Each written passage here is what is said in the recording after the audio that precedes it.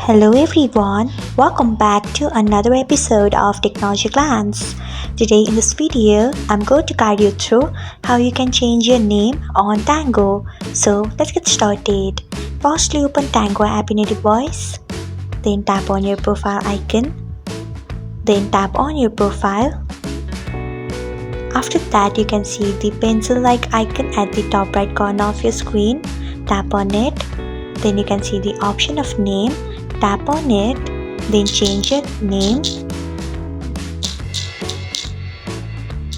After that, you can see the option of tick icon at the top right corner of your screen. Tap on it.